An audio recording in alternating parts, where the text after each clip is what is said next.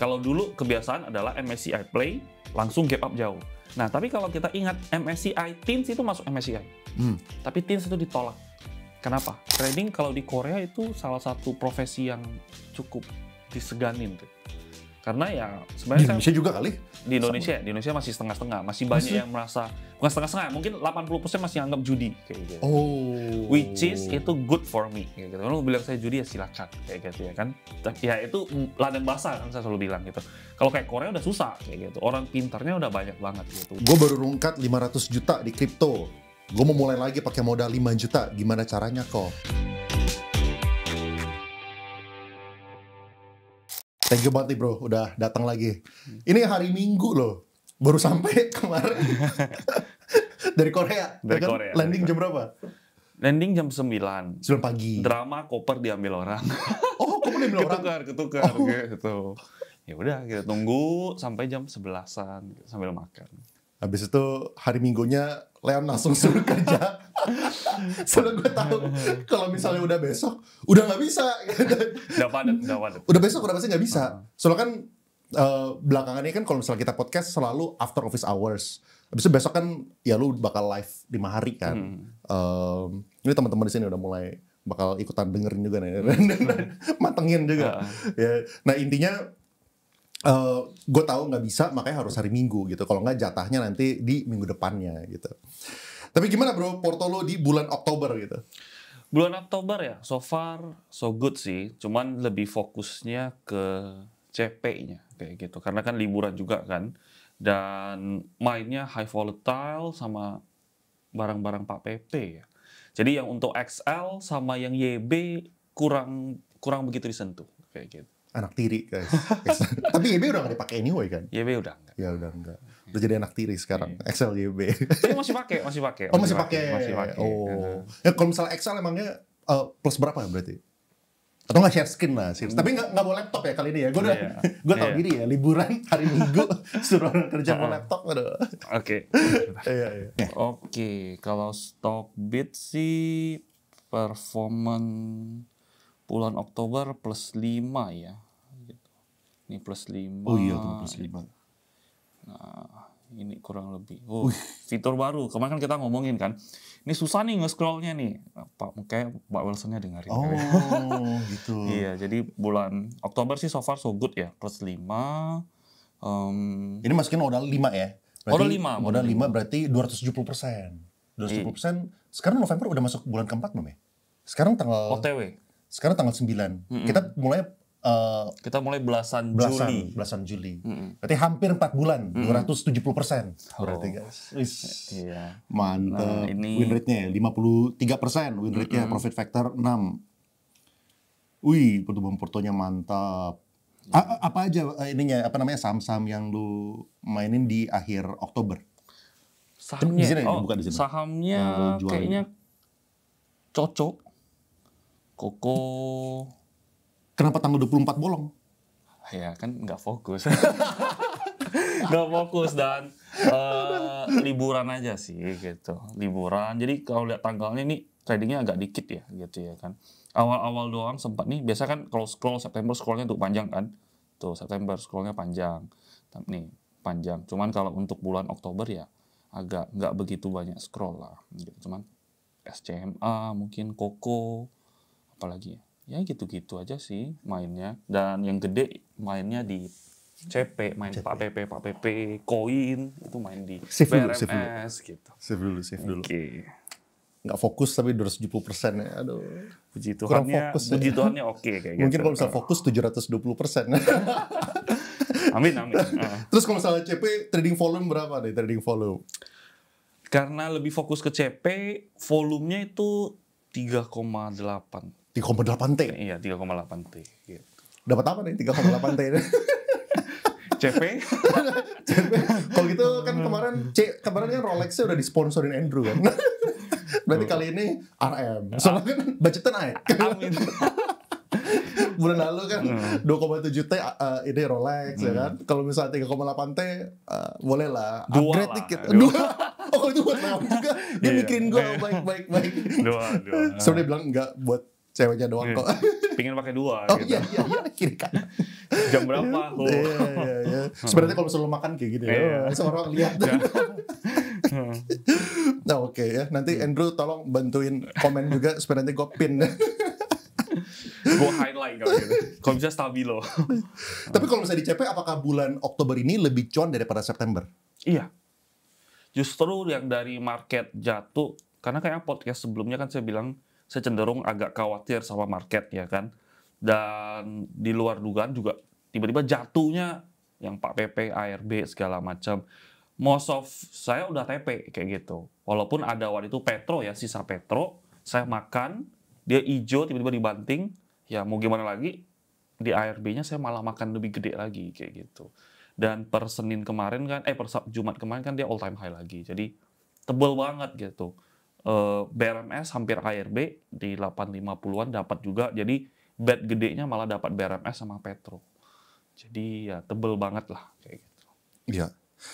Oke, nanti kita bakal bahas saham dan lain-lain. By the way, ini seperti biasa ya, gue minta teman-teman buat submit pertanyaan. Yang submit tuh mungkin ribuan kali. Jadi gue untuk kali ini gue ngalah gitu ya. Nggak ada pertanyaan dari gue di sini.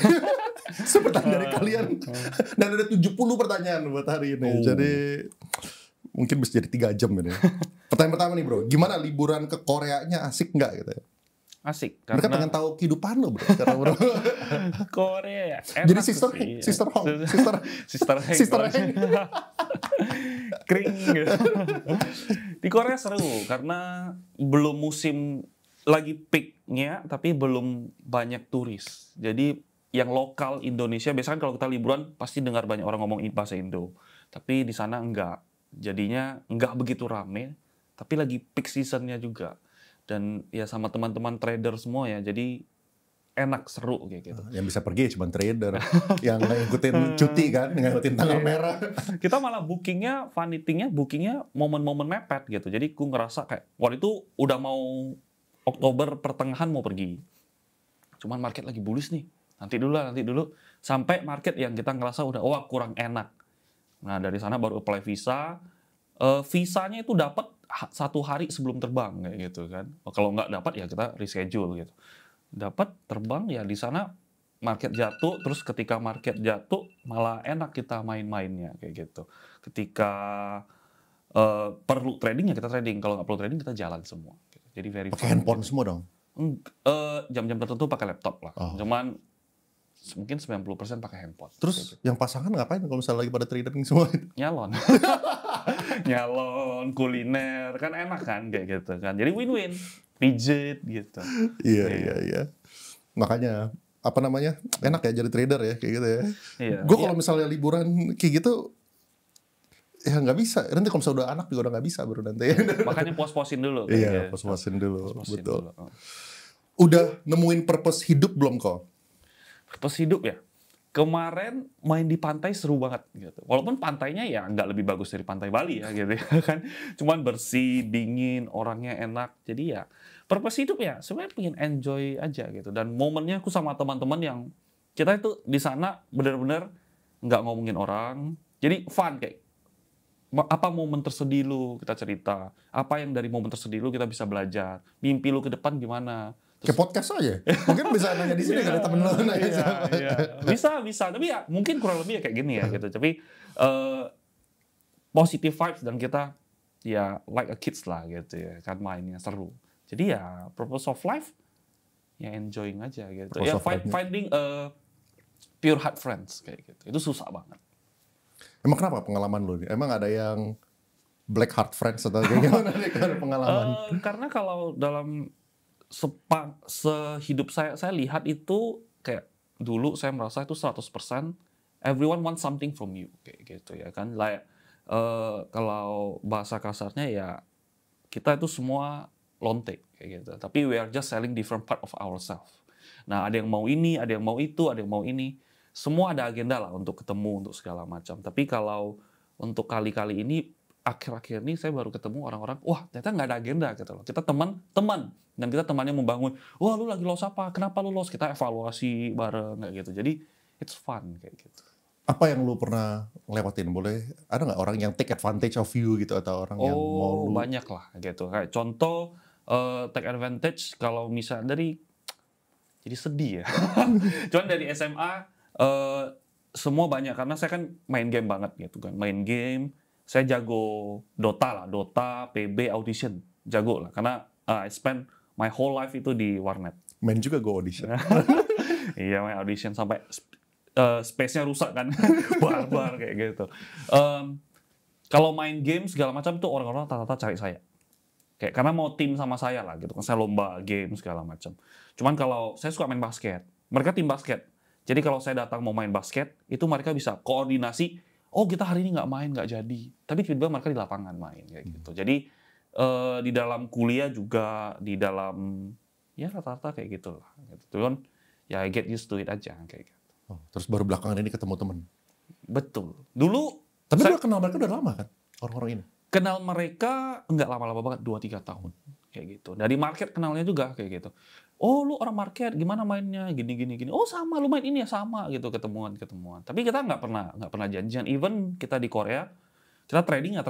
Kayak lu trading apa, gue trading apa? Enggak gitu. Tapi kebetulan sahamnya selalu sama. Kayak gitu. Stylenya, caranya sama?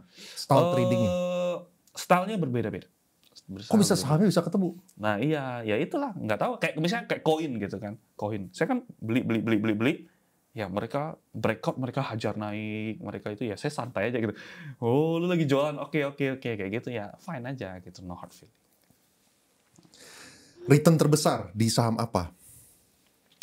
Return terbesar ya? Selama ini kali. Mungkin bahas dua dari nominal plus dari persentase kali. Dari nominal mungkin yang paling gede itu koin. Belakangan ini atau all time? All time kayaknya. All time Koin. Karena dulu saya mainnya, makanya saya ngerasa adjustment style ya. Dulu saya main dikit-dikit TP. Saya tahu bagus, tapi saya tektokin. Jadi ada salahnya juga. Tapi ya seiring berjalannya waktu tentu kita belajar. Nah saya tahu bagus, saya hold. Dan dia kalau jatuh, nggak jatuhnya karena retail panik gitu. Saya malah tembak lagi lebih gede kayak gitu. Jadi ya koin kayaknya ya. Best performance-ku di tahun ini mungkin yang kita kan share ada YB, ada XL, ada CP, saya kan ada banyak account lagi kayak gitu. Nah itu semua rata-rata koin kayak gitu. Jadi ya best performance ya di koin. Kalau misalnya secara persentase, jangan ngomong yang di bawah 1.000 lot lah, yang di atas 1.000 lot. Apa ya presentase ya?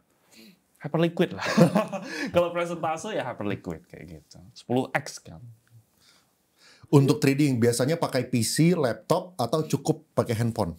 Kalau trading kalau saya itu 90% pakai PC. Pakai laptop lah ya. Nggak ada PC karena untuk kemana aja mobile.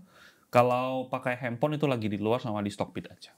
Kayak gitu. Yang Stockbit yang tadi kita share itu pure pakai handphone. Oh, nggak pakai desktop versionnya? Nggak pakai desktop. Karena emang XL kan dia prioritas utamanya handphone duluan.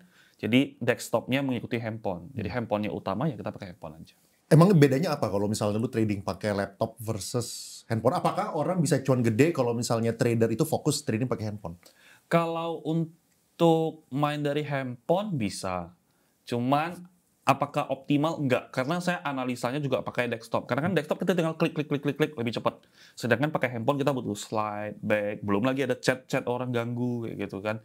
Jadi ya sebenarnya optimalnya itu sebenarnya di laptop. Tapi kan saya analisa laptop, eksekusinya pakai handphone. Gitu. Tips hadapi market di bulan November. Bulan November MSCI Play harusnya bagus ya. Karena kita bisa lihat banking oke. Inflow-nya ke saham-saham banking juga mulai kuat, ke fundamental kuat, ke Konglo juga so far so good gitu. Dan ini juga ada hubungannya dengan kenapa brand sama BRMS nggak gap up langsung kayak gitu. Oh, ada yang orang nanya, tapi kenapa tuh? Oke. Mungkin ini tesis ya gitu ya kan. Kalau dulu kebiasaan adalah MSCI Play langsung gap up jauh. Nah, tapi kalau kita ingat MSCI Teens itu masuk MSCI. Tapi Teens itu ditolak. Kenapa? Karena FCA, suspend. Tebakan saya adalah kenapa dia nggak mau langsung gap up jauh? Karena berpotensi disuspend. Makanya ditahan dulu kayak gitu. Nah, jadi daripada dia kena suspend karena pasti belajar ya saya aja bukan siapa-siapa aja pasti selalu belajar. Apalagi Pak PP yang triliuner yang udah hidupnya lama banget gitu ya kan. Pasti dia belajar terus gitu. Karena kan dia 3 kali kena suspend. Jadi yang kali ini dia akan berusaha caranya adalah tidak mau disuspend. Nah, makanya dia gap up, tapi ya naiknya mungkin pelan-pelan. Nah, itu kan ya sama aja sebenarnya.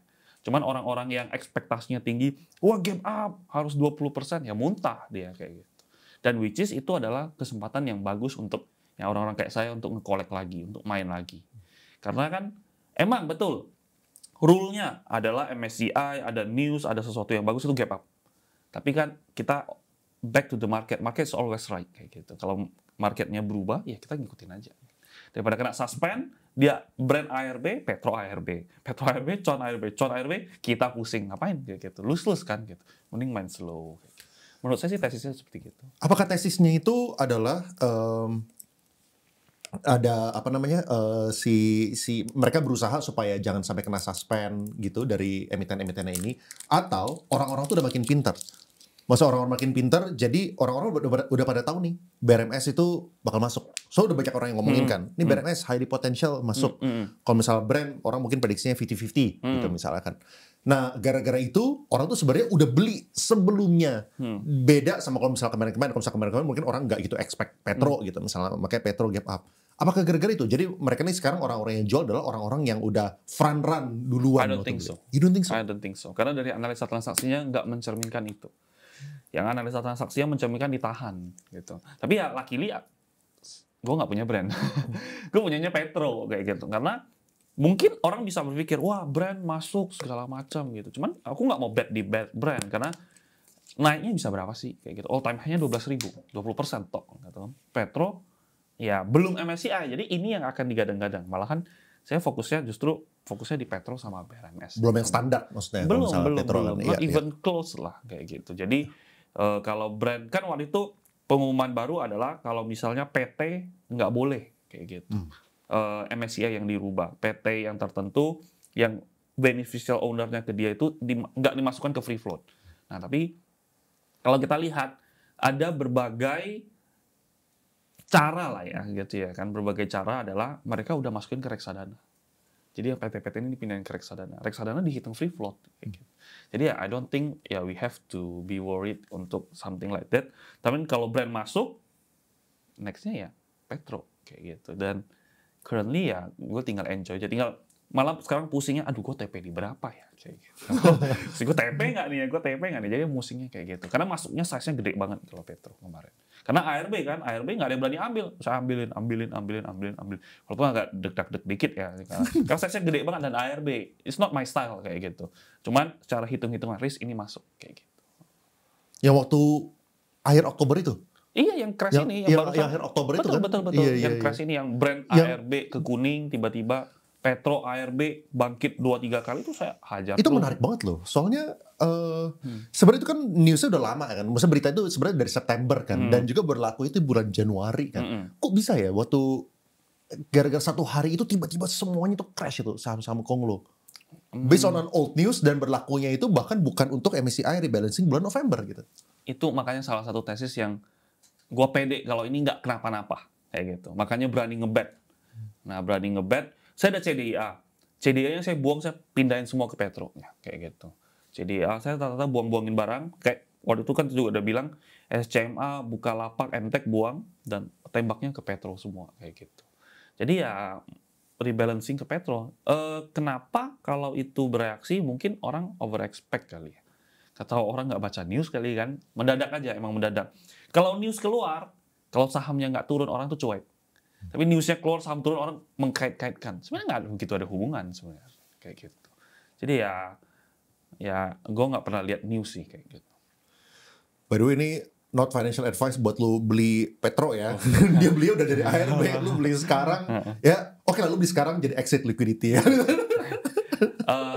Dewasa lah. Iya. Realistically, your everyday Joe apakah bisa mempraktekkan ilmu Remora? Harus pinter banget nggak? Sukses kriterianya apa? Oke, kalau untuk daily ya menurut saya sih bisa banget. Karena kan tentu nggak bisa scalping ya, gitu ya kan. Nggak bisa scalping. orang yang spend whole day sama orang yang kerjaan, tentu yang whole day itu pasti lebih ngerti gitu, lebih cepat belajarnya karena kan dia jam lesnya lebih banyak. Sedangkan kalau yang ini bisa, cuman ya kamu jangan berharap kalau kamu lihat porto aku kayak gini terus 4 bulan bisa naik kencang itu karena saya full day. Tapi tentu you have to maintain your expectation. Nggak bisa kamu 4 bulan seperti saya. Mungkin 1 bulannya ya itu udah bagus sih. Berapa bulannya lah kayak gitu ya kan. Tapi apakah bisa? Bisa. Tapi apa harus pinter banget? Sebenarnya enggak. Kuncinya tuh rajin kayak gitu. Karena kita banyak data, kita bisa nyontek banyak, cuman berantakan, berceceran kayak gitu. We just know where to look aja. Ya. Kalau misalnya orang kantoran ya, dengan pengalaman lu banyak banget orang yang lu pernah sharing dan orang yang belajar, pasti kan lu udah ngajarin orang-orang yang tipenya itu dari ujung ke ujung, dari yang full time employee sampai yang full time trader, gitu kan. Nah kira-kira yang make sense untuk orang kantoran itu berapa persen ekspektasi dalam waktu 1 tahun? Returnnya? Kantoran ya, kantoran. Kalau kantoran ya, saya cukup pede 100 dapat. Oh ya? Cukup pede saya, kayak gitu.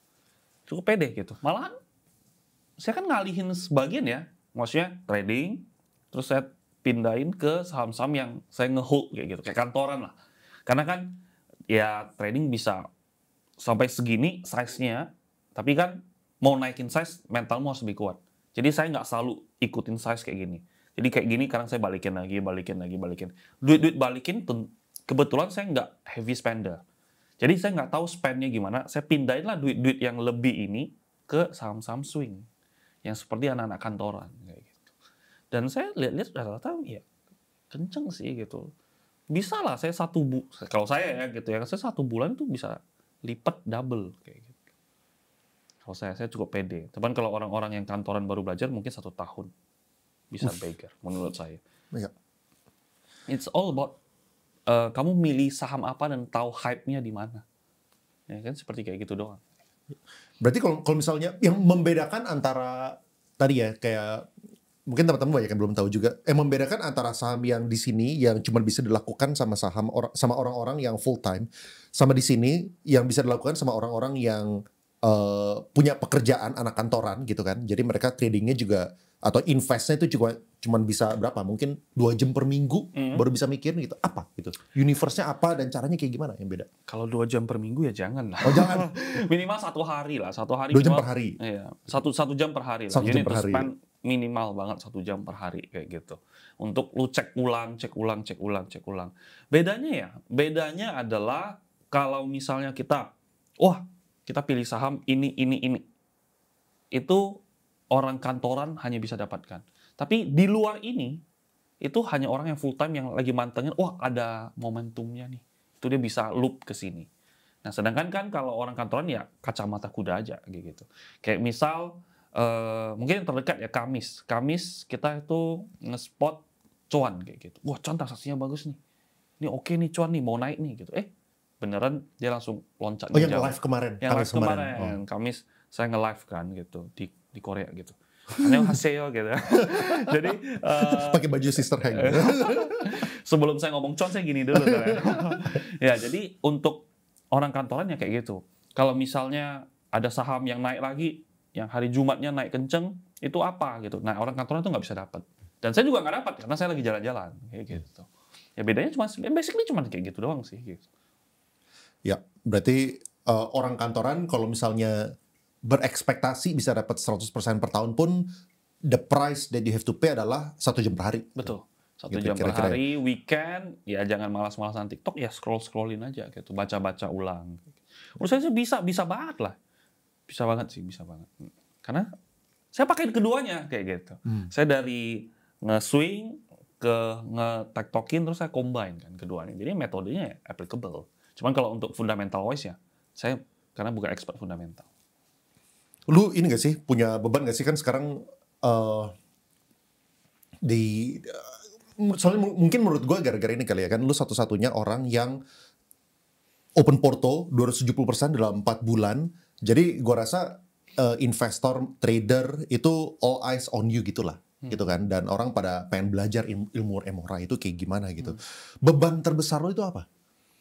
Beban terbesar ya? Beban sih enggak, mungkin sebetulnya godaan kali ya. Tapi ya syukurnya I'm not really money oriented. Ya kalau konteksnya beban terbesar ya beban hasutan setannya banyak kayak gitu. Hasutan setan dalam artian, Heng, kenalan dong, gue ada project misal gitu. Gue ada project, bantuin ramein dong. Gue kasih lu harga bawah, nanti lu sounding ke member lu dong. Jangankan, jangankan barang-barang nggak liquid ya. Kayak misalnya saya bilang, wah saya suka nih brand nih kayak gitu kan. Di grup langsung get up brandnya. Maksudnya sekelas brand kayak gitu, brand BRMS, Petro, yang high cap aja kayak gitu. Jadi they are giving so much trust lah gitu. Jadi godaannya ya bukan godaan lah ya, bebannya adalah tetap kita harus stay sane, stay netral gitu, stay objektif dan menolak godaan-godaan seperti kayak gitu. Menurut lu kalau misalnya seberapa cepat untuk bisa mendapatkan beberapa triliun gitu? Kalau misalnya lu Kalau dapat triliun mah on paper mah cepat kayak gitu ya. Karena on paper cepat gitu. Ada yang bilang nawarin, Heng, mau nggak lu masuk nego di harga segini, nanti lu harganya bawah banget lah gitu ya. Misalnya harganya udah maybe 500-an, dia bilang nego di 50, lu masuk gede, nah lu nggak usah bayar, kita pinjam nama lu doang kayak gitu. Mau nggak kayak gitu? Ya jawabannya tentu kalau saya sih jawab nggak mau. Nanti kalau kalian lihat itu nggak akan mungkin terjadi kayak gitu, karena itu bukan style saya dan itu bukan saya. Dan kalau kalian lihat itu, ya mungkin saya udah bangsat kali ya. Tapi ya hopefully itu nggak akan terjadi. Nah, singkat cerita, kalau untuk mau 1 triliun atau mau berapapun itu sangat gampang bagi saya gitu, karena offeringnya begitu kuat dan begitu banyak. Ya, seperti gitu. Terus kalau misalnya gini gimana? Kan kayak tadi kan misalnya lu kalau misalnya lu ngomong ke member tuh kayak gimana? Kan misal lu live bareng gitu.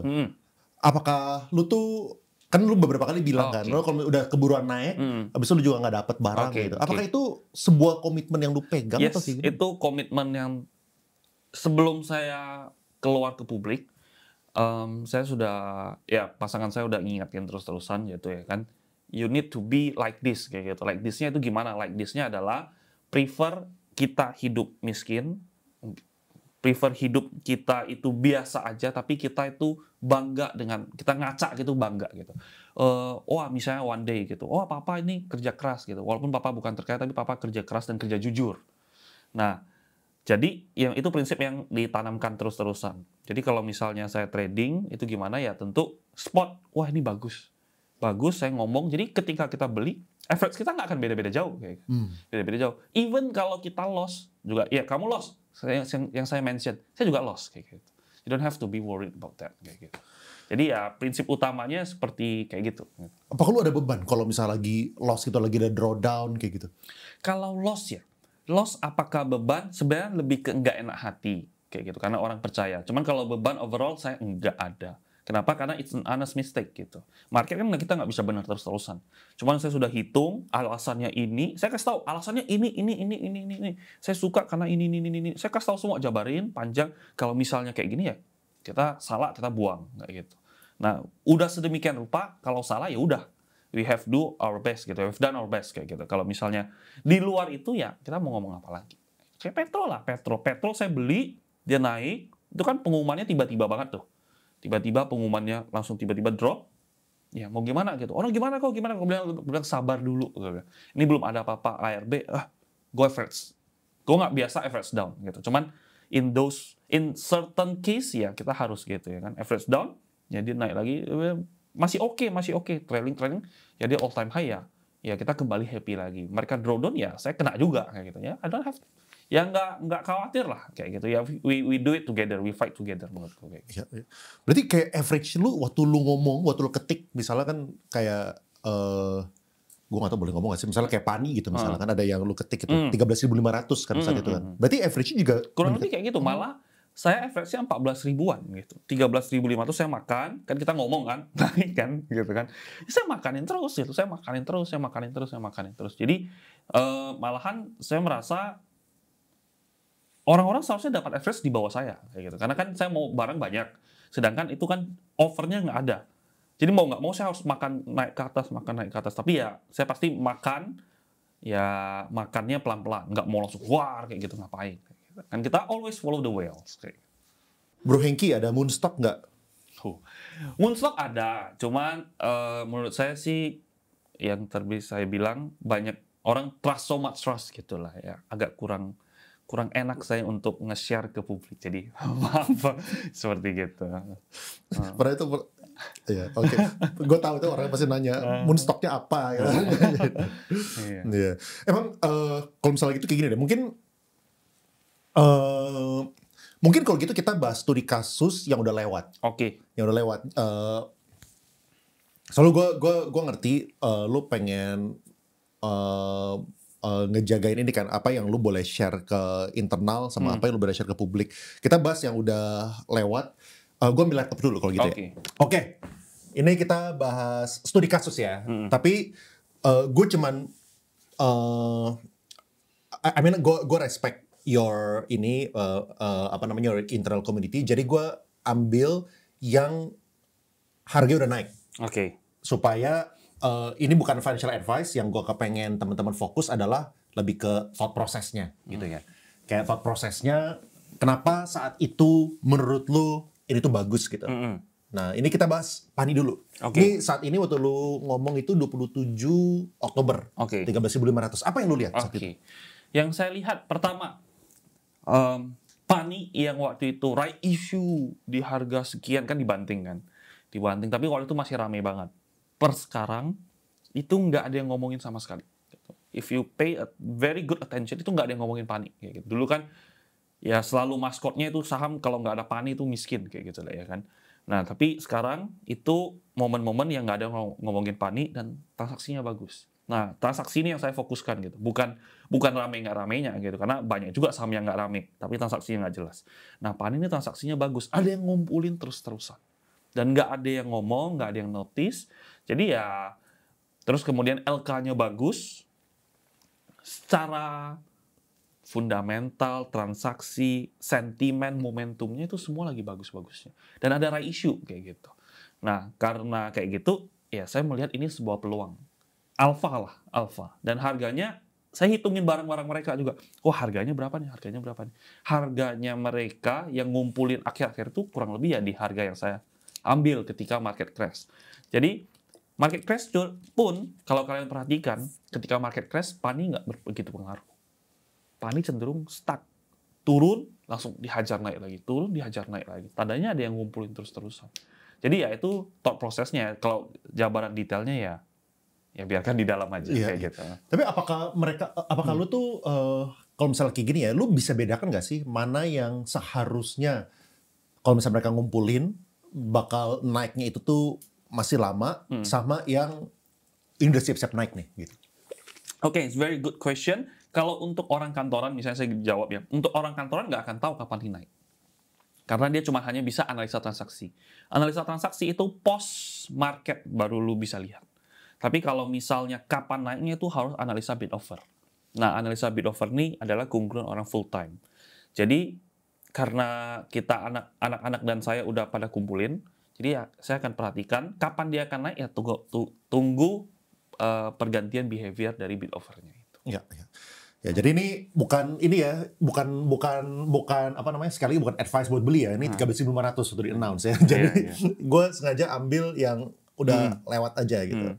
Ya kalau misalnya mau beli jadi ya udah di atas. Sekarang AADI nih.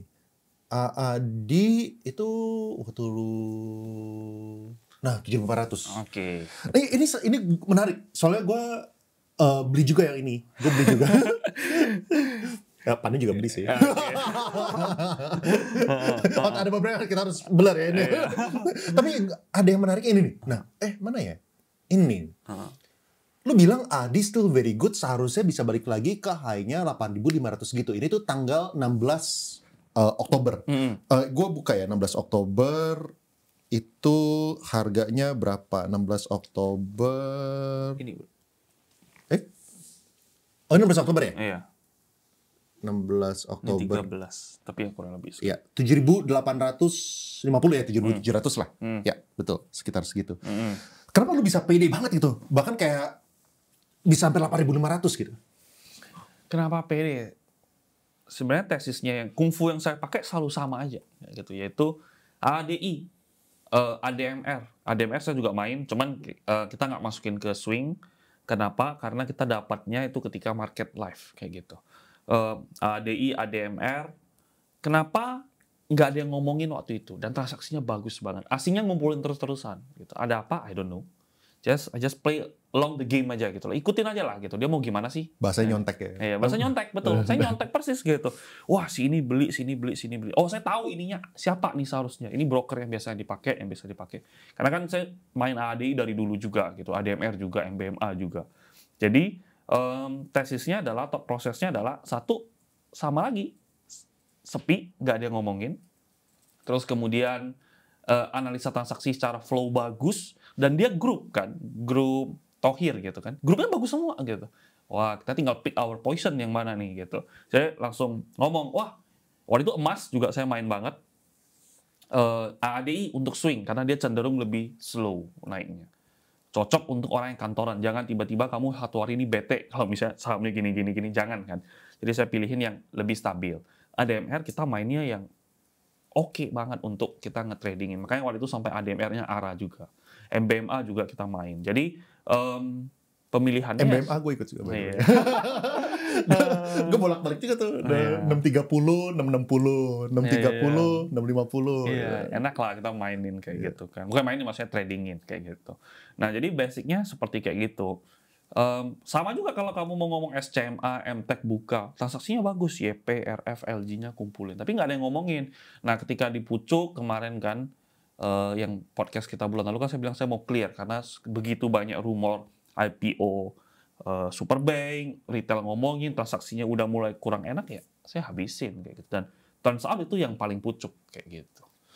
Apa tanggapan lu tentang Superbank yang mau IPO? Kan udah kemarin sempat bocor tuh, Desember gitu.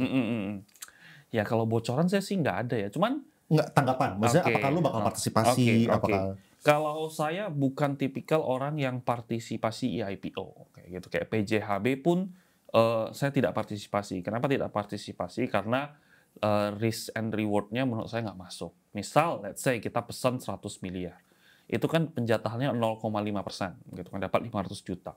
Dapat 500 juta, beggar 500 juta, gitu ya kan. Oh, gue bisa sangat gampang untuk cari 500 juta di capital market. Di market regular biasa. Tapi, kalau misalnya saya salah, gitu ya kan, saya manusia biasa bisa salah dong, gitu kan. Saya tembak 100 miliar, tiba-tiba penjatahan 50%. ARB itu saham. Gitu. Which is, berjilid pula lagi? Berjilid pula? Berjilid pula, gitu. Dan kita pasang ARB, jualan, mana bi? Satu, kamu harus adu orang yang paling cepat jualan. Kedua, satu hari transaksinya bisa nggak lu jual semua kayak gitu. Itu belum tentu gitu. Jadi daripada saya deg-degan, saya milih nggak mau kayak gitu. Saya prefer equity daripada, maksudnya pertumbuhan equity dibandingkan presentase ya gitu. Kalau presentase mah kayak tadi saya lihat lah Bufarite gitu. Itu kan presentasinya tinggi banget kayak gitu. Itu harga 1 perak 750.000% kayak gitu. Tapi ya to me it means nothing kayak gitu. Seperti yang gitu. PJHBW gitu. Iya, PJHBW juga gitu. 40.000% gitu. Iya, jadinya ya kembali lagi ya gitu. Ada yang suka IPO nembak kayak gitu boleh nggak? Boleh gitu. Kembali ke style kayak gitu. Saya prefernya adalah kalau misal dia oke, saya kejar arah atau saya main di marketnya. Presentase kecil, duitnya gede. Okay. Kalau misalnya kayak gini, misalnya ya, kalau misalnya tadi kan gue bisa ngerti kalau misalnya PJHB nggak berani, oke lah, itu sangat bisa dipahami gitu kan. Tapi kalau misalnya ini, misalnya Pak PP gitu misalnya. Misalnya ciri A kedua gitu misalnya kan. Apakah menurut lu masih melihat partisipasi di IPO sampai sekarang lu masih ngeliat itu tidak menarik? Kalau untuk IPO-nya Jumbo, lumayan menarik. Dalam artian berapa T kayak gitu. Jadi alokasimu masih lumayan lah. Tapi saya kalau bisa harus milih, di mana saya lebih milih kejar regular. Kalau IPO mungkin saya nembak, kalau amount IPO-nya gede, jadi persentase dapatnya gede, di atas 100 jutanya akan dapat besar. Terus kemudian yang kejar arah. Saya lebih doyan kejar arah ya. Nggak perlu deg-deg 2 hari kan. Karena kamu deg-degan. Oh ini penjataannya berapa? Penjataannya jelek, zong. Kamu akan sial gitu. Bukan sial ya. Maksudnya akan pusing besoknya gimana. 2 hari lagi gimana. 4 hari kamu akan tersiksa. Tapi kalau misalnya saya ngerasa, wah ini oke. Saya akan kejar tembak arah. Dapat. Nggak dapat. Kayak gitu. Jadi sebenarnya prefer tembak arah sih kayak gitu. Tembak arah. Ya, dan juga kalau misalnya, kan ada orang yang itu yang apa namanya, partisipasi di IPO, duitnya harapan dikembaliin, habis itu mereka bisa kejar arah pakai duit yang dikembalikan. Iya, biasa mereka gitu. Tapi daripada sebelum duitnya dikembalikan, saya main reguler aja lah Iya, gitu. iya. Saya merasa saya bisa perform di atas dapat persentase itu. Jadi ya saya nggak ngerasa saya perlu untuk nembak itu. Trader saham yang meningkatkan kekayaan relatif cepat, bagaimana laporan pajaknya jadi SPT? Oh, kalau saham kan final ya, gitu. No problem ya, gitu ya kan. Tinggal kamu lampirin. Biasa akhir tahun minta aja ke sekuritasnya kasih, masukin ke SPT beres. Kayak gitu. Makanya paling enak tuh kalau misalnya bisa kaya dari saham, guys. Paling enak. Pajaknya final semua, lu dapat 100M, bayar pajaknya persentasenya sama kayak orang yang 10 juta cuannya. Iya ya. Sama Profitnya ya. persis. Terus ya ada jam kerjanya santai kayak gitu. Kalau misalnya liburan bisa off, ini lagi apa namanya? During off season apa namanya? Bukan lagi high season bukan gitu. lagi peaknya. Bukan gitu. lagi peaknya. Ya. Gue lagi mau beli ke China di pertengahan Desember 30 juta PP. Iya. Aduh, gue dulu kurang enjoy kurang banyak liburannya sebelum gue punya anak. Iya, trading ya. Trading kalau di Korea itu salah satu profesi yang cukup diseganin gitu. Karena ya Di sebenarnya Indonesia juga kali. di Indonesia masih setengah-setengah, masih banyak yang merasa bukan setengah-setengah, mungkin 80% masih anggap judi kayak gitu. Oh. Which is itu good for me kayak gitu. Kalau bilang saya judi ya silakan kayak gitu ya kan. Ya itu ladang basah kan saya selalu bilang gitu. Kalau kayak Korea udah susah kayak gitu. Orang pintarnya udah banyak banget gitu. Whales-nya juga bingung. Ini whales follow whales, ternyata teman sendiri kayak gitu. Sedangkan kalau di Indo enggak. Whales-nya udah jelas itu aja kayak gitu. Cerita thought prosesnya kok bisa temuin dua metode Moonstock dan trading bid offer dan Broxum. Mungkin itu kali kayak lebih ke arah kayak lu awalnya gimana kok bisa temuin. Ini by the way gue save dulu ya. Oke.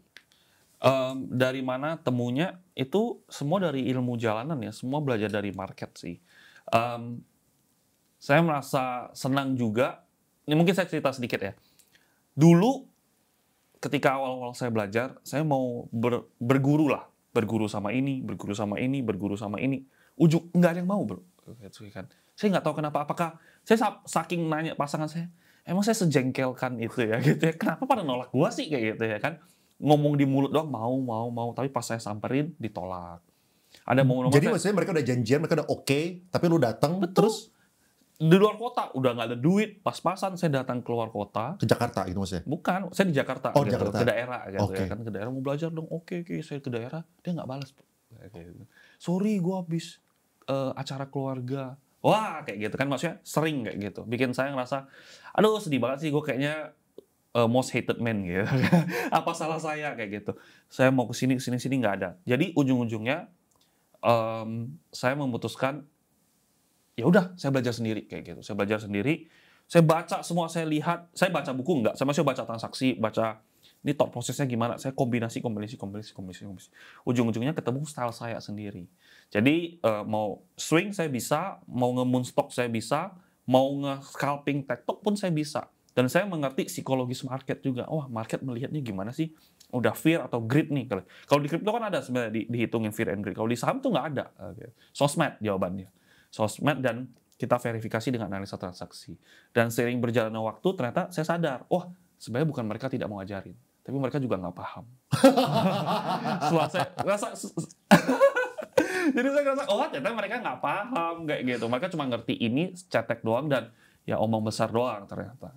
Oh. Dan I'm very grateful untuk itu. Jadinya saya bisa belajar banyak situasi. Mereka kalau market jelek, mereka tuh either nggak trading sama sekali, atau mereka trading tapi mereka rugi.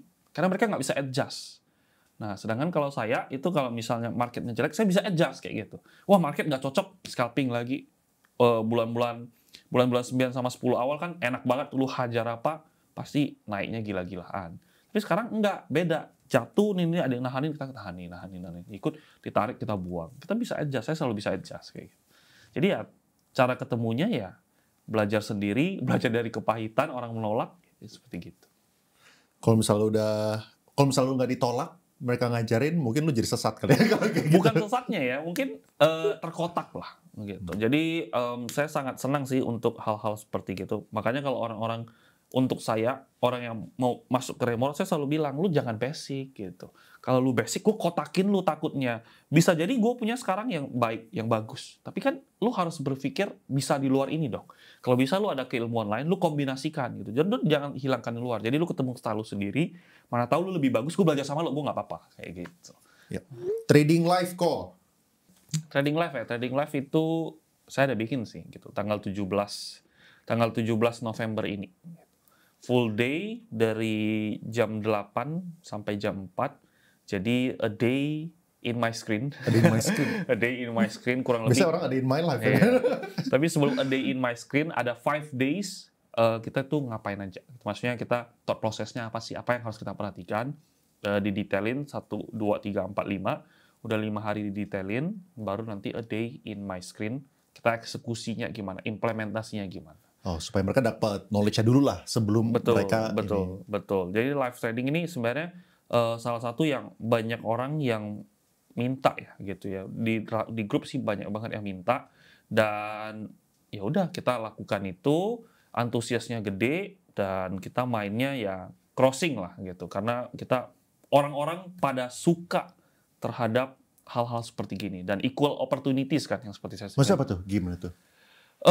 Crossing dalam artian orang yang kan ada biayanya.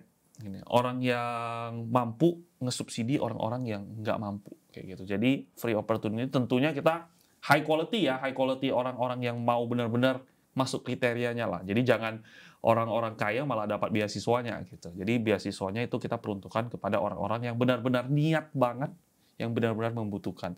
Malah ada beberapa orang yang waktu itu sempat saya share itu dia dari berapa juta menjadi hampir 100 juta, terus bangkrut sisa 1 juta. Kemarin dia nge-report dia kembali lagi ke 203 juta. Highest money yang dia punya. Dia baru lulus kuliah juga. Jadi orang-orang seperti itu kan ya kita kasih beasiswa dan orang-orang seperti itu dia juga bisa sharing sesuatu yang mungkin ya saya miss, mungkin lebih menjangkau mereka. Jadi ya seperti kayak gitu. Gue ikut bro. Maksudnya gue ikut tanggal 17 ya, tapi gue ikut gue ikut mensubsidi. Gue ikut beasiswanya. Thank you. Ya, gue ikut. Dari sisa BSBK. Oh, kembalian si lain ya. masih ada kembalian, pakai ini aja. Iya. Jadi ya fair seharusnya bagi saya. Saya berusaha di mana udah ada ini se-fair mungkin gitu. Hotelnya sih seharusnya di Ritz-Carlton. Ritz-Carlton. Gitu. Iya. Mantap. Subsidi berarti beasiswanya di Ritz-Carlton. Iya. Mereka juga bingung kan, beasiswa Ritz-Carlton. And I'm very happy to meet untuk orang-orang seperti kayak gitu. Karena kan masih pure heart kan seperti saya tadi bilang, pure heart, intensinya baik dan biasanya orang-orang yang dari bawah itu remind me yang dulu, kok dulu tuh kayak gitu. Dan gue nggak mau seperti orang-orang mentor yang saya cari yang ditinggalin gitu. Jadi ya I'm offering ya free beasiswa untuk orang-orang yang benar-benar membutuhkan dan niat. Di Ritz-Carlton. Kalau dulu di luar kota, nggak disamperin, nggak ditemuin. Thanks to you lalu yang subsidi. Gue subsidi sedikit lah, kan sisa BSBK besar, 100-200 juta lah, boleh lah. How someone like Hengki control/maintain his mental peace during his trading journey? Oke, mental peace ya. Actually, tiap hari aku melakukan hal yang terbaik yang apa yang bisa aku lakukan. Yaitu saya screening maksimal, makanya ya 1 jam per hari itu bare minimum. Saya tuh sampai sekarang itu masih spend kurang lebih 3-4 jam. Minimal kayak gitu. Kalau padat, kalau saya gabut bisa whole day kayak gitu. Saya spending untuk ngecariin saham yang bagus, transaksinya yang anomali, yang ada something-nya kayak gitu. Dan sekarang saya kan harus share ke orang-orang lagi kan. Tandanya saya harus lebih rajin lagi untuk mencarinya. Karena kalau saya udah melakukan itu semua, kalau misalnya ada sesuatu yang di luar kontrolnya saya ngerasa saya udah do the best lah. Tinggal saya catat, ternyata saya ke-miss ini. Perbaiki di nextnya. Jadi mental peace-nya saya aman kayak gitu. Jadi kayak main game. Strateginya mau gini. Kalau ada orang yang lebih hebat, ya udah. Saya ngaku salah, saya cut loss, perbaiki lagi, cari lagi. Jadi mental peace-nya ya do the best sih kayak gitu. Dan kayak makanya si Hengki tuh kalau misalnya trading nggak pakai emotion. Kayak yang dimaksud orang mental peace tuh saat loss, tapi dia nggak ngebahas waktu loss. Buat dia, mungkin buat dia tuh loss tuh udah kayak just a number gitu kali. Iya, it's just a number kayak gitu. Karena saya nggak pernah money oriented gitu. Kayak saya harus 5T, 10T sebelum umur 40 atau saya harus 1T sebelum umur 30 gitu. Saya nggak pernah kayak gitu. Kayak ini udah melebihi apa yang saya minta kayak gitu. Jadi dilepas daripada semua di luar yang saya dapat ini ya, saya nganggap ya udah it's just a number. It's just a game lah gitu. It's just a game. Menang kalah biasa. Tapi kebetulan tiap bulan menang. Nah itu kan yang penting kan gitu kan. Ya kita tiap bulan menang gitu. Tiap bulan closing rata hijau. Jadi mungkin itu peace-nya gitu. Kalau misalnya dulu gimana ya stres, cuman ya comeback aja. Kok sesekali ke Papua kok bantu sumbang air bersih dan listrik. Oke, itu adalah sesuatu yang saya ada pikirkan, yang mau saya lakukan. Cuman saya nggak ada resources untuk melakukan hal-hal seperti kayak gitu. Jadi mungkin lewat followers Bro Leon, kalau ada orang yang mau maintain, mau ngurus, jujur gitu, I will be very happy to donate kayak gitu. Donate doang gitu. Oh, lu donate tapi ada yang operate ininya non-profitnya gitu karena ya. Saya nggak ada pengalaman, jadi ngapain saya operate kayak gitu kan. Mending saya donate, ada yang operate, ngurus segala macam, dan ya kalaupun saya melakukan itu ya menurut saya sih behind the scene aja kayak gitu. Kayak I don't like to do marketing yang seperti yang digunakan untuk kayak gini. Ya pure donate aja. Jadi kalau ada, saya happy to chip in kayak gitu. Yang passion lu apa? Misalnya nih kan ya gue tentunya sangat support kan kalau misalnya emang Hengki pengen give back lah gitu. Mau give backnya dari segi edukasi ke orang-orang yang gak mampu. Cross subsidi itu menurut gue sangat-sangat make sense. Nomor 2, lu punya passion yang lu projects yang lu pengen salurkan uangnya itu kemana gitu? Preferensinya nggak ada. Jadi I'm very open ke apapun itu, asalkan dikelola dan di tangan orang yang benar. Gitu. Kalau bisa malahan personal gitu. Saya milih orang personal. Misal ada orang personal bukan lewat yayasan ini atau organisasi ini, nggak mau. Kalau bisa personal, wah kok ada orang yang di sini, bagian sini, gue bisa bantu ngurus segala macam, dan orang yang jujur dan segala macam, mending saya lempar ke dia gitu. Karena dia lebih tahu apa yang dibutuhkan di daerah sana kan. Gitu. Jadi seperti itu sih. Gitu. Iya, iya. Ya sebenarnya buat kasih itu tuh nggak sesimpel itu ya. Sebenarnya maksudnya ngasih itu juga butuh mikir. Soalnya kan kalau misalnya ngasih, lu transfer ke personal ini menyalurkan dengan benar atau enggak, reportager atau enggak, itu pun juga harus pikirin kan. Soalnya gue juga bisa paham, pasti kan kalau misalnya kena scam sama orang yang mengatasnamakan non-profit, itu kan pasti bikin kesel juga gitu. Makanya ya boleh kalau misalnya ada yang ini ya, butuh bantuan dan tepat sasaran. Ko please bilang, oh ini ko-nya gua maksudnya. Ko please bilang ko Hengki, tolong adain Remora member yang 6 bulan buat kaum kecil, pengen ikut banget. Oke, ada beberapa frase yang mungkin harus dikritisi ya. Itu satu, mau ikut banget itu seolah-olah FOMO gitu ya kan. Aku avoid orang-orang yang seperti kayak gitu karena orang-orang yang biasa masuk seperti kayak gitu tuh ekspektasinya itu di luar nalar gitu. Maksudnya, wah, gua kalau join Remora, gua tuh bisa sukses, bisa kaya dalam 1 bulan kayak gitu, which is ya impossible gitu ya kan. Saya kasih tau prosesnya segala macam, waktunya bisa lebih singkat tapi kamu tetap harus maintain your expectation. Terus kemudian kalau misalnya untuk orang kecil dan segala macam dan 6 bulan gitu. You think 6 bulan cukup kayak gitu. I don't think so kayak gitu. Karena ini trading itu lifestyle. Ketika kamu belajar trading, makanya find your own style, know yourself. Ketika udah, dia akan seumur hidup. Nah, kalau misalnya 6 bulan doang, ya seperti tadi mau cepat. Untuk menghindari orang kayak gitu, malahan saya pingin small circle tapi solid. Yaitu I'm going to increase the price double. Kayak gitu. I'm going to increase the price double. Kenapa? Karena saya nggak mau orang-orang yang seperti kayak gitu ya ekspektasinya lebih tinggi. Orang biasanya Senin harga naik tuh 10%. Kenapa double? Kenapa bukan 50% gitu? Kenapa nggak bertahap gitu? Iya, karena satu, saya merasa ya I'm giving value kayak gitu. Dan kedua, ya saya mau solid gitu. Saya nggak mau orang maksa kayak gitu. Ngapain dipaksa sih kayak gitu? Ya trading bisa untuk semua orang, tapi bukan satu-satunya jalan gitu. Banyak jalan lagi untuk yang lain. Jadi untuk itu ya saya mau yang serius-serius aja lah kayak gitu. Ya.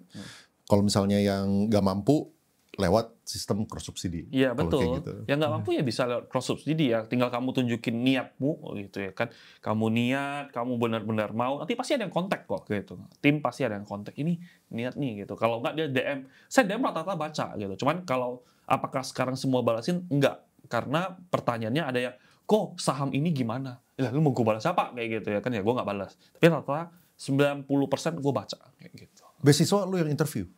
Beasiswa tim yang interview kayak gitu. Cuman tim ada report juga gini. Saya juga bisa baca kayak gitu. Oke.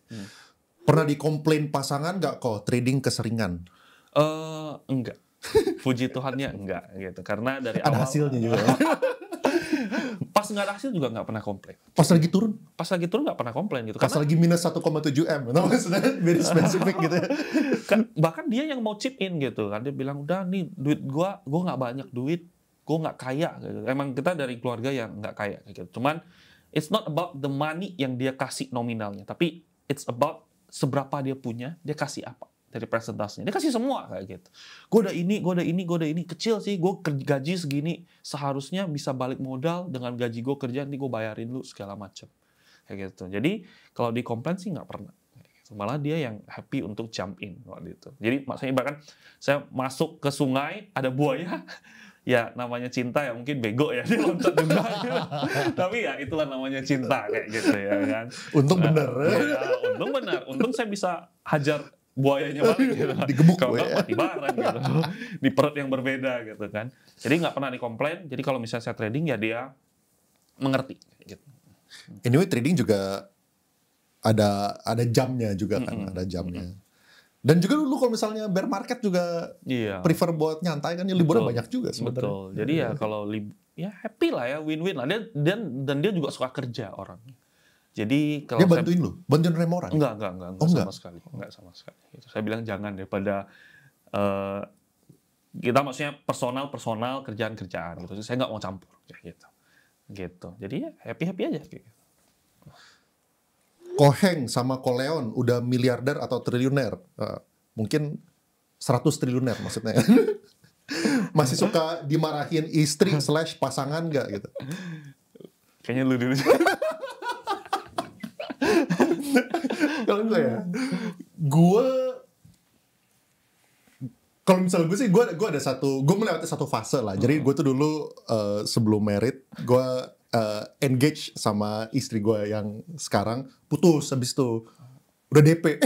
DP-nya tau gak di mana? Di mana? Di Rizk-Carlton. Jodoh lagi di sana. Habis itu batal ya. Jadi habis itu jadi lagi kita kan. Nah, jadi gue melewati fase itu ya, belajar banget lah kayak cara dengan pasangan supaya kita bisa komunikasi dengan baik kayak gimana. Nah, salah satunya ini rahasia ya, tips buat temen ya. Itu adalah kalau misalnya kita komunikasi sama pasangan gitu ya, yang gue appreciate adalah caranya itu sebagai pertanyaan, bukan sebagai pernyataan. Misalnya kayak gini, misalnya istri atau enggak dari ART lah udah masakin gitu kan, udah disiapin masakan. Habis itu kita nggak makan gitu misalnya. Bisa aja nanya kayak gini, kok nggak dihabisin sih gitu. Ya kan udah disiapin, kok nggak dihabisin sih gitu. Tapi diputar jadi pertanyaan. Misalnya diputar jadi, kamu nggak makan makanan yang udah disiapin, emangnya ada apa? Nah, jadi dikasih kesempatan untuk menjelaskan dulu gitu. Oh, penjelasannya ini. Nah, kalau misalnya penjelasan make sense, ya udah gitu kan. Jadi nggak usah dibawa kesel gitu.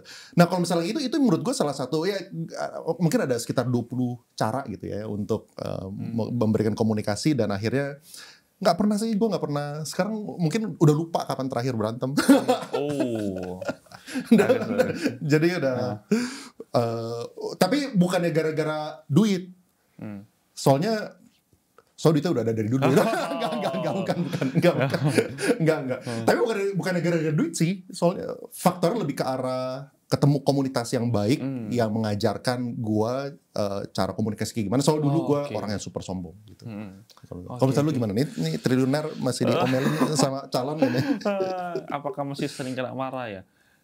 Sering kena marah sih most of it karena saya ya. Karena itu very good tips gitu. Karena mungkin komunikasi saya yang jelek gitu. Saya sering kena marah sih gitu. Cuman marahnya saya tahu karena saya gitu loh. Karena saya yang yang bangkeknya itu saya gitu.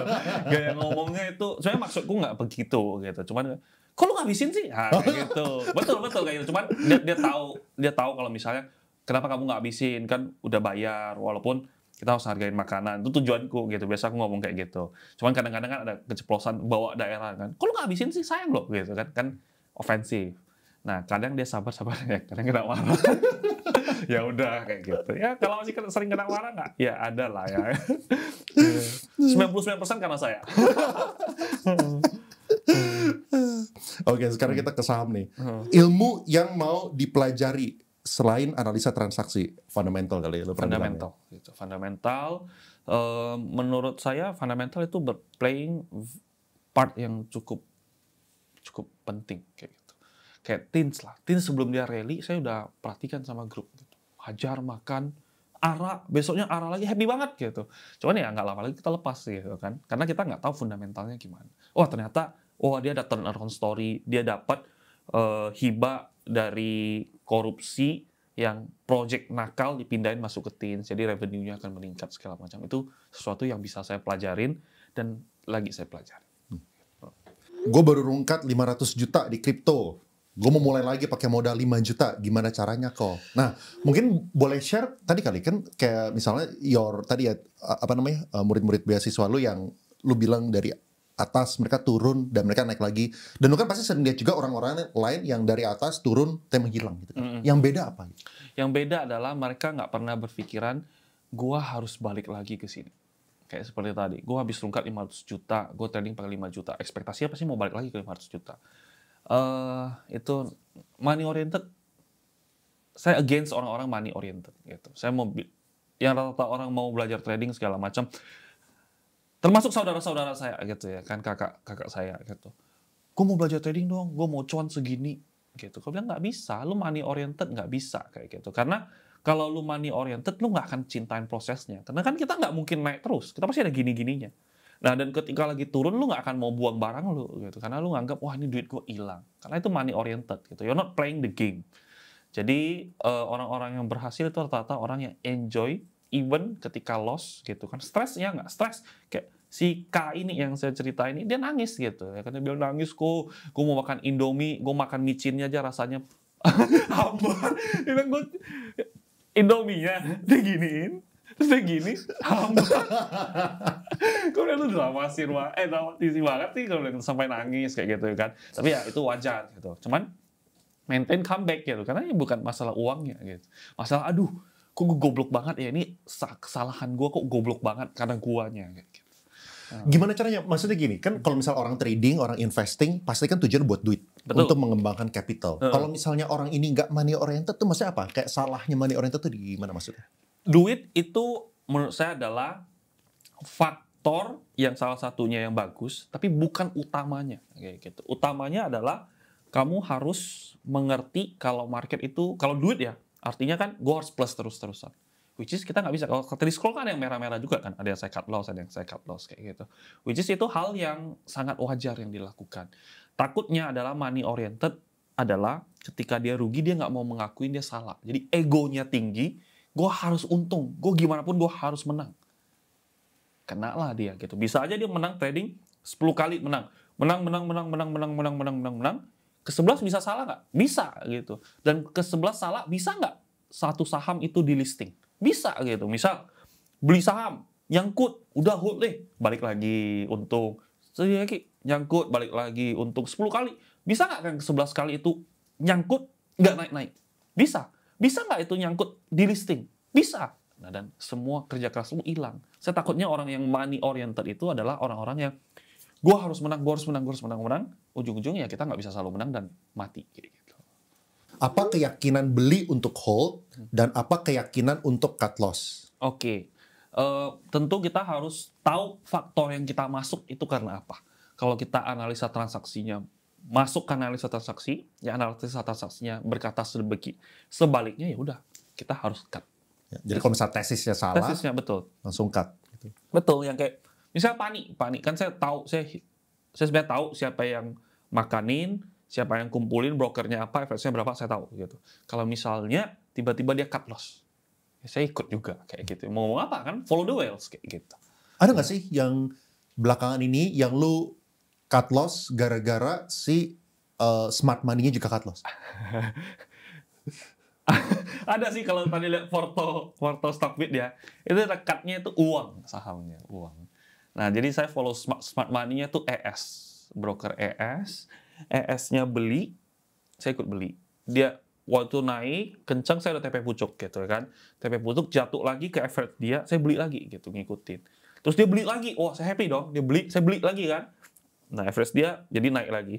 Terus kemudian turun, dia cut loss ke ARB. Besoknya dia cut loss lagi. Ya udah saya cut juga. Mau ngomong apa? Kayak gitu ya kan. Ya always follow the whales. Gitu. Jadi mau itu ARB, mau itu potong 5% ya kalau misalnya whale-nya ada cabut, dan itu alasan buat alasan lu beli ya kalau misalnya dia cut, ya cut loss pun juga ikut cut. Jadi. Betul. Kalau misalnya bagus lagi, no baper, masuk lagi. Udah beres. Kayak gitu. Oh, bahkan kalau misalnya dia masuk lagi, lu bakal masuk lagi? Iya, kalau dia masuknya nggak manipulasi ya gitu ya. Iya, Kalau iya. dia masuknya beneran bagus ya saya nggak masalah masuk lagi. Orang kan enggak gitu. Orang kan, aduh, kenapa lu nggak beli ini? Ini bagus banget loh. Kok trauma kok dibawa turun lah, kalau yang gitu trauma baper gitu kan. Kalau nggak dia udah sering untung di saham ini, dia main ini terus kan sahamnya gini. Ada yang mau mainnya gini kan gini. Nah untung main terus di sini turun masih mau main gini habis juga ya menurut saya di capital market itu bukan tempat kita taruh hati. Sekarang fundamental sedang tren lagi. Apakah ada pengaruh ke gaya main Ko Hengki?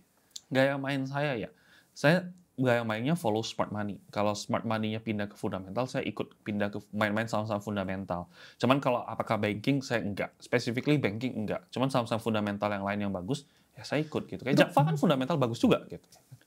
Sebenarnya menarik loh.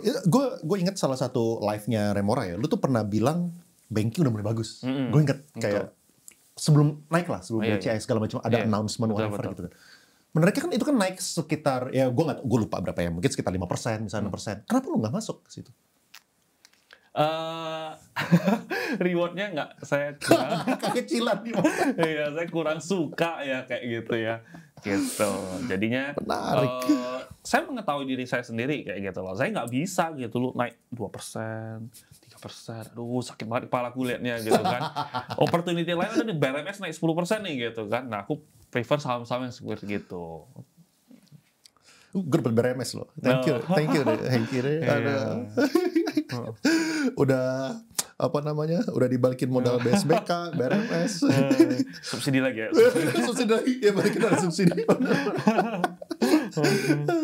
Itu BRMS, untung gue jualnya sebelum sekuritas error. Pas itu jadi gue pas pasang, ini 1 menit kemudian sekuritas error. Waduh, gue udah thank you very much. Sempat panik sih gitu. WD untuk buat sehari-hari pas memutuskan untuk jadi full time trader yang kadang cuan, kadang loss. Jadi maksudnya kayak gini, maksudnya kan lu kan jadi full time trader itu kalau nggak salah waktu 30 juta. Dulu kan, back then kan. Nah 30 juta, let's say ya, sebulan lu dapat 10%. 20% deh, 6 juta gitu kan. Nah itu lu hidupnya kayak gimana? Apakah lu dapat 6 juta, lu WD, 6 juta, WD, 30 juta terus kayak gimana? Waktu itu saya, karena momentum lagi bagus, saya mutar terus-terusan. Dan ketika masa-masa 30 juta itu, pasangan saya kerja. Gitu. Jadi saya hidup dari pasangan saya. Kayak gitu. Itu kan masa-masa COVID ya. Masa-masa COVID, kebetulan jadi nggak perlu jalan-jalan kemana-mana. Di rumah masak telur doang, makan nasi, telur. Kalau nggak nasi sama bakso. Kalau nggak nasi sama ham. Gitu doang. Gitu. Hidupnya dari sana. Kayak gitu. Jadi saya nggak pernah WD, gulung-gulung sampai 100-an, baru saya WD. Gitu. Karena wah momennya udah oke nih saya WD. Tapi ketika saya WD, saya tetap paksa trading main. Loss saya top up lagi kayak gitu. Seperti gitu. Berarti kalau misal full time trader 30 juta harus cari pasangan yang bisa subsidi. Benar, setuju sih. Dan 30 juta untuk full time trader menurut saya sih not wise ya. Gitu ya. Kalau saya terus kenapa lu lakukan Heng kalau not wise gitu? Karena saya fall in love. Itu bedanya kayak gitu loh. Jadi jangan kalian, saya punya 30 juta, cocok nih ceritanya, saya hajar juga. Jangan bro, kayak gitu, rungkat nanti. Gitu. Kalau itu ini nih, gue ingat ada yang nanyain tentang pasangan nih, gue lompat nih. Seberapa Sebersyukur apa lu punya pasangan lu? Coba cerita itu. Wah, kalau sebersyukur apa, hidup saya berwarna lah, gitu kan. Bukan hanya berwarna, berkembang api, bernaga juga, Wih. gitu kan. Ya, semenjak ada pasangan saya, kayak gitu. Kalau enggak Emang ya, emang impact-nya apa? Maksudnya sebelum dan sudah? Impact-nya dulu adalah saya tuh nggak suka orang. Saya tuh benci banget sama orang, karena mungkin karena kepahitan ya. Saya tuh benci banget sama orang, karena lihat orang ngomong tuh saya pengen tonjok gitu. Pikirannya saya kok tonjok kali ya, bacot banget sih kayak gitu. Ya, I'm not happy kayak gitu. Tapi semenjak ketemu pasangan saya menganggap semua orang tuh jahat. Ini jahat, pasti ada maunya kayak gitu. Nah, pasangan saya datang, dia mengatakan, enggak semua orang tuh jahat, ada yang baik juga, ada yang tulus juga gitu. Dan which is baru akhir-akhir ini saya baru merasa, wah, warm gitu, gue sangat happy ada teman.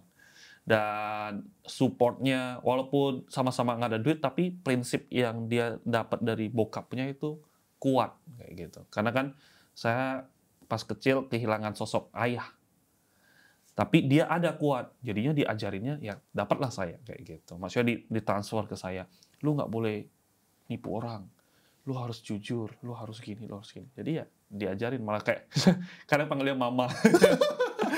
Kayak mak saya juga gitu. Iya, mak gitu. Emang bakal jadi mama sih nanti setelah married aja. Ya, jadi ya sebersyukur apa ya, bersyukur banget lah kayak gitu. Ini ada orang yang bilang terharu sama sayangnya Ko Hengki ke pasangan katanya. Orang lainnya terharu.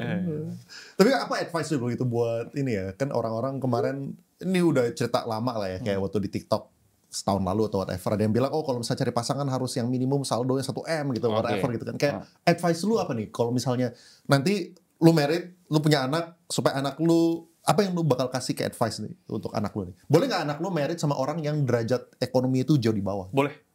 Kalau saya jawab boleh kayak gitu. Kalau itu apa yang lu kriterianya? Kriterianya orang yang mau kerja keras aja sih kayak gitu. Karena kalau kerja keras, nih kalau misalnya saya punya anak perempuan ya, gitu kan konteksnya perempuan, anak perempuan, Pak, saya mau nikah sama ini financialnya di bawah banget, boleh nggak gitu? Tentu nanya, kenapa mau nikah gitu? Apakah orang personalnya gimana? Yang penting karakternya itu gimana sih gitu kan? Bisa aja orang-orangnya itu belum jadi apa-apa, tapi udah ada bibit-bibitnya kayak gitu. Jadi saldo menurut saya itu bukan penentu. Asalkan orangnya mau kerja, malah I will be very happy gitu. Sini ketemu saya, dia mau kerjaan apa sih?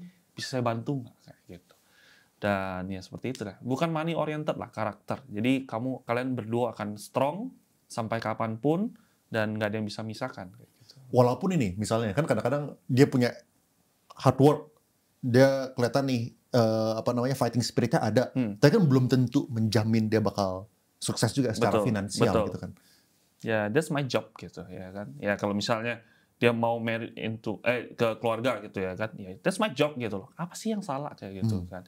Ya tentu semua masalah pasti ada solusinya lah. Nggak mungkin nggak ada solusinya gitu. Jadi ya just know where to look aja. Kalau uang sudah banyak seperti Ko Hengki, masih butuh beli asuransi nggak sih? Kesehatan jiwa, lu punya nggak sih? Enggak. Cuman pasangan saya suruh saya beli terus-terusan. Kayak suatu perspektif yang menurut saya tuh, ngapain sih gue ada duit, gue kalau sakit ke rumah sakit aja kayak gitu kan. Nah, cuman dikasih perspektif lain. Perspektifnya apa gitu kan. Misal, terus saya baca-baca baru ngerti juga. Oh ternyata kalau misalnya saya meninggal, benar ada duit tapi kan egois banget gitu. Kalau misalnya ada asuransi, mereka kan minimal nggak usah pusing ngurusin ini, tinggal klaim aja semua asuransi segala macam. Cuman yang menurut saya yang paling penting sih duit banyak ya kayak gitu. Duit banyak. Asuransi itu bukan untuk saya tapi untuk mereka kayak gitu. Untuk mereka nggak pusing. Kayak wah, tiba-tiba agent AIA, Prudential, AXA, DM saya menawarkan kok. DM banyak nih tiba-tiba ini. Tanggapan Ko Hengki terkait member record kelas Remora dan videonya dijual di marketplace. Pertama ya rasanya sih agak sedih ya kayak gitu ya kan. Cuman setelah dipelajarin sama tim lebih lanjut itu it's not going to work gitu. Kenapa? Karena satu, kalau kalian sadar dulu kita tuh nggak pernah mikirin security karena kan ya emang iseng doang kan, nggak kira bakal blow up gitu kan. Emang pure ya karena bro Leo minta ya udah coba gitu. Terus kemudian baru kita tingkatin security-nya. Security-nya apa? Kan ada email segala macam. Dan kalau teman-teman lihat itu website post videonya itu video-video lama semua kayak gitu. Dan which is ya kan saya sering live kayak gitu dari awal start saya suka live dan saya suka live-nya mendadak kayak gitu kan. Teman-teman, ayo kita 1 jam lagi live yuk kayak gitu dan langsung rata-rata kuotanya langsung rame kayak gitu dan orang-orang yang mirroring kayak gitu ya muntah-muntah, pusing-pusing dan kalau misalnya makanya saya increase the price lagi gitu kan. Kalau misal dan tim itu gercep banget. Saya sangat apresiasi tim. Aku bilang, "Oh, ini ada nih." Langsung mereka cari tahu dengan berbagai cara ada triknya. Tentu kita jangan kasih tahu nih mereka tahu gitu kan. Nah, langsung di-ban. Jadi kita ada tim untuk nge-investigate yang kayak gini-gini. Jadi kalau mereka mirrorin, saya yakin belum balik modal mereka udah kena ban. Kayak gitu. Jadi cara mematikan orang untuk tidak mirroring adalah untuk make sure mereka tidak balik modal. Betul, mereka nggak balik modal. Mereka sebelum balik modal kita udah matiin. Mereka balik lagi, matiin lagi. Ya, malah saya happy juga, terima nih. Bisa duitnya buat orang beasiswa. Betul. Oh ya boleh. Win-win kan, gitu. Thank Win-win. you. Jadi ya, dan mereka misalnya pakai recording. Saya kan suka live. Saya ngomong di grup segala macam. Dan mahal itu ini. Gitu. Kalau kamu ngerasa recording yang beberapa hari doang bisa bikin kamu jago, ya kamu too naif kayak gitu. Ya. Silakan aja kayak gitu. Jadi juga ini kali ya, kan market kan berubah terus kali ya. Betul. Outdated lah. Betul. Ke Afrika jadi warlord aja kok, biar nemuin makna hidup baru, duitnya dari Indo bangun Remora Kingdom. Ini orang kebanyakan nonton Avengers atau apa ya? Maksudnya kayak gitu. Ada. Itu harus gue jawab ya. Suka-suka lo, kalau misalnya mau skip. Ya, kan mau jalan-jalan ya. Kenapa disuruh bangun bareng? Supaya lo jadi diktator. Ya, saya nggak suka attach bareng lah. Dia free aja. Nggak beli rumah juga dia? Iya, nggak beli rumah. Iya. Tapi jadi pengen punya sih. Kenapa kok bisa? Pengen ada pohon Natal di rumah. Lah kan bisa sewa, bisa pohon Natal. Lihat nanti lah, biar pasanganku yang mikir. Okay. Bagaimana ceritanya Ko Hengki bisa belajar dari Ko John? Oke. Kena reject juga jangan-jangan. Ko John suruh datang, habis itu di reject. Ko John itu salah satu, dulu Ko John itu belum se-booming sekarang lah gitu ya. Maksudnya nggak banyak yang tahu gitu. Jadi dia itu sangat baik. Oh sini, aku bilang kok, aku chat, aku WA, balasnya cepat banget gitu. Pasti balas, kasih tahu, ngajarin advice, moral advice, mental ya. Dia banyak pushnya di mental. Dan diundang ke kantor gitu ya kan. Ayo kita ngobrol gitu, diajak makan dan sejenisnya. Sampai banyak mulut-mulut orang yang asal ngomong kayak gitu loh. Maksudnya kayak gimana? Ya asal nuduh lah kayak gitu, talk shit mungkin kayak gitu ya kan. Baru dia mulai ngapain nih gitu ya kan, gue baik pun dikatain orang aneh-aneh kayak gitu, ada tujuan ada ini, makanya dia mulai menarik diri gitu. Padahal dulu dia baik banget, dia dulu sering ajak orang makan, diajarin terus dulu gitu. Iya, baik sih orang. Jadi sih. ya laki lah ya, di be early ya kan, early untuk kenal Ko John ya dulu gitu. Ko Hengki nggak mau buat tim trading kah kayak Ko John Hands? Tim Korea udah ada tim Korea. Tim trading ya, teman trading lah saya sebutnya. Teman trading, teman pikiran ada gitu. Cuman kalau tim kayak satu ruangan kumpul gitu nggak ada. Gitu. Kenapa? Kenapa lu nggak kepengen gitu? Karena saya bangun 8.40 bro. Saya bangun 8.40 gitu kan kita enjoy gitu ya. Sometimes kita call gitu kan kayak lu gimana gitu, ngobrol tukar pikiran gitu ada kayak gitu. Cuman kalau tim trading komit kayak gitu ya mungkin komitmen kita nggak sebesar itu. Teman-teman sih bilang sih, kok ayo gue udah bikin kantor di BSD lu datang dong. Waduh gue nggak bangun bro, gue bilang kayak gitu. Masa gue tiap hari kayak kantor kan nggak mau. Gitu. Apa yang perlu dipelajari pemula terkait saham? Basics-nya apa yang harus mereka punya? Basics ya. Basicsnya kamu harus tahu kamu mau ngapain sih gitu ya kan. Kamu mau nge-invest kah?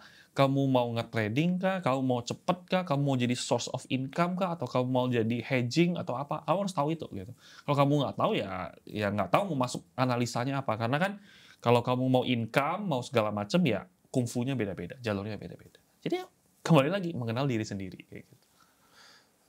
Apakah memungkinkan dengan kondisi market sekarang start 10 juta trade ke 1 miliar? Itu pertanyaannya, tapi mungkin gue tambahin ini kali. Kayak menurut lu time frame yang realistis itu kayak gimana? Menurut saya sangat memungkinkan sih. Yang penerima beasiswa ini namanya si K ini sooner or later kayak gitu. Dan dia dari 1 juta ke 203 juta itu nggak sampai setahun. Itu udah top up terus? Nggak ada, karena dia nggak ada duit. Dia nggak ada duit. Nggak ada active income? Nggak dia ada. full time trader? Full time trader dari lulus kuliah. Sebelum lulus kuliah udah kita ngobrol gitu kan. Dia lulus, orang daerah juga satu kampung dengan saya gitu. Nah ya, menurut saya ini cepat atau lambat sih 1M pertama kayak gitu. Time frame-nya berapa ya? Ya skill-nya berapa dulu kayak gitu. Dia udah ada skill, dia tuh rajin banget gitu. Dari semua orang yang saya pernah ketemu, dia yang paling rajin. Kayak gitu. And he deserves it gitu.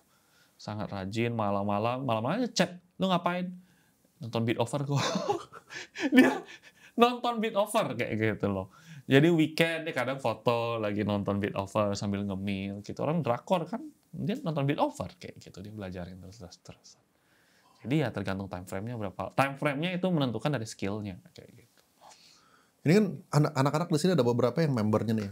Tolong di kick ya. Supaya mereka jangan. Nanti kalau misalnya mereka 10 juta sampai 1M dari saya semua bro. Tetap bikin video. Tolong 1, 2, 3 nih tolong nih di kick semuanya. Nanti gue kasih admin. Ini namanya siapa aja. Refund. Discord-nya usernya ini gitu. Iya. Di mana sumber belajar analisa transaksi tadi udah jawab ya ilmu jalanan. Apa strategi jualan jika pegang lot jumbo? Oke, yang selalu saya bilang adalah harga naik itu likuiditas tebal.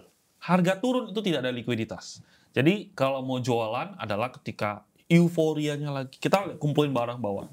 Sebelum orang ngomongin kita kumpulin pelan-pelan. Naik kencang, pasti ada news. Ini nanti retailnya ngomong, retailnya suka, kita exitnya pelan-pelan. Jadi ya, tapi makanya kita harus along the way up TP gitu. Karena kalau saya selalu bilang adalah kita nggak ada yang tambah miskin dengan taking profit kayak gitu. And there's nothing wrong with doing such thing kayak gitu. Karena kita kan nggak ada pom-pom, nggak ada apa-apa kayak gitu. Kita masuk dari bawah, naik, reaksi market ya kita buang wajar-wajar aja. Gitu. Tapi kalau lagi turun, biasanya orang kan beli gini kan. Ini beli gitu kan, naik nggak TP gini kan, set gini panik gitu. Dan TP itu, di bawah. Iya, TP dan likuiditasnya nggak ada, malah mereka paksa TP kayak gitu dan hasilnya biasanya nggak maksimal banget gitu. Kok info gameplay untuk pemula please? Ya, ini nggak ada gameplay berarti ya? Soalnya beda-beda gitu kan maksudnya? Beda-beda. Mungkin gameplay untuk pemula trader apa yang harus mereka lakukan? Apakah just trade aja kah? Ada fase satunya nggak sih yang harus mereka lewatin gitu? Fase satunya, kalau saran saya sih belajarin semuanya ya. Fase satunya pelajarin semuanya. Karena kalau saya bilang, saya kayak banking gitu. Saya nggak cocok banking. Nah, kalau saya ngomong kayak gitu, nanti orang menolak, resisten kayaknya. Saya ada satu teman, itu dia jagonya rokok. HMSP, GGRM, dia tuh jago banget. Dia dari COVID trading. Dia nggak main saham lain selain HMSP dan Gudang Garam. Jadi, dia kungfunya itu, dia tuh panen banget pas COVID yang HMSP, GGRM naik gila-gilaan. Ketika marketnya turun berapa tahun ya, mungkin Gudang Garam kan sunsetnya mungkin 3-4 tahun. Dia nggak trading sama sekali. Dia ya cari duit dari yang tempat yang lain. Duitnya udah banyak jadinya ya. Dia santai-santai sambil cari income yang lain. Side business. Kemarin Gudang Garam sama HMSP dia lihat ini patternnya udah bagus, udah mau naik. Dia trading lagi. Baru naik kencang. Jadinya kembali ke style ya. Aneh sih stylenya bagi gue. Itu kenapa nggak mau lebih luas sih? Kenapa HMSP Garam? Nggak tahu. Gue yakin kalau ini pasti ini. Dan ya udah gitu, proven. Jadi kalau menurut saya capital market itu banyak orang unik ya. Dulu juga ada orang nggak trading. Tradingnya apa? Beli saham nego. Dulu kan sebelum 50, saham 50 paling rendah, lowest, nggak bisa FCA kan. Jadi dia beli nego harga berapa? 5. Beli harga 10. Mentok 5-10, dia beliin. Semua yang jelek-jelek, yang BU dia beliin 5, 10. Pasti ada yang bangkit kayak gitu dia bilang. Dia bangkit di jackpot. Nah, dia jackpotnya di saham ABA sama Mari. ABA Mari dia beli nampung banyak, tiba-tiba loncat ke berapa ratus. Jackpot, MLPL, terus Cars sahamnya. Jadi ya aneh gitu. Tapi ya turns out fine gitu. Jadi menurut saya untuk pemula ya pelajarin semua, temukan kriteriamu yang mana. Kayak gitu. Menurut lu kalau misalnya orang kayak gitu ya, mereka bisa mengkombinasikan gitu, dapat dari sini, stylenya gitu. Thoughts lu apa? Atau bakal confused atau bisa kembalikan? Sebenarnya ini pertanyaannya gue pengen jawab sih, tapi gue tanya dia dulu soalnya bukan podcast gue. Maksudnya zaman gue bisa soalnya combine. Tapi pasti confused dulu. Confused dulu Gitu. Justru kamu harus confused, tapi kamu ada ilmunya kan, gitu kan. Kamu confused, terus nanti kalau misalnya one day you think ini bakal berguna, you know where to look. Gitu. Itu yang paling penting. Kayak misalnya kita ada perpustakaan. Apakah orang yang punya perpustakaan pribadi yang gede banget, itu dia baca semua buku? Belum tentu, kayak gitu. Apakah first page sampai akhir page dia baca semua? Enggak tentu. Tapi ketika dia tahu, wah, misalnya ngomongin ini, I know where to look, kayak gitu. Jadi intinya ya seperti kayak gitu. Ya.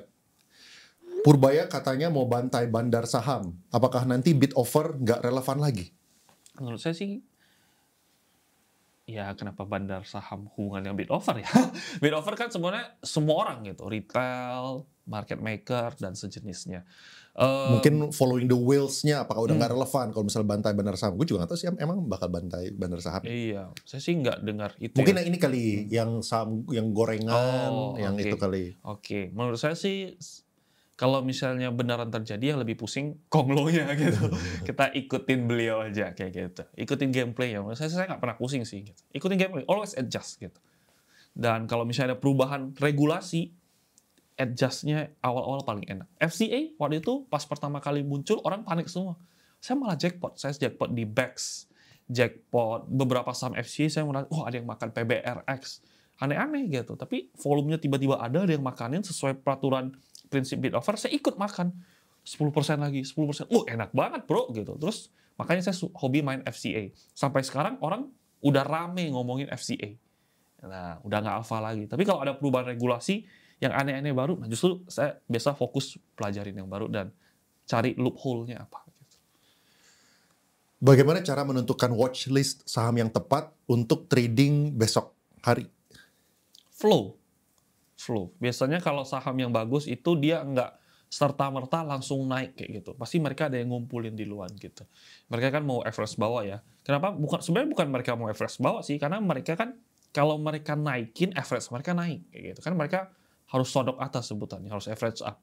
Jadi mereka harus kumpulin bawah, fondasinya kuat di average up, jadi dia kuat kayak gitu. Nah, biasanya kalau dia lagi kayak gini, saya ngikut kayak gitu. Jadi ada 500 miliar duit dari retail pindah ke emiten. Kalau udah ada 250.000, yang marah Pani kali. Apaan nih 250.000? Gua yang 14.000. Apakah analisa transaksi bisa digunakan buat prediksi masuknya MSCI? Bisa. Kalau iya, ciri-cirinya seperti apa? Bisa banget. Karena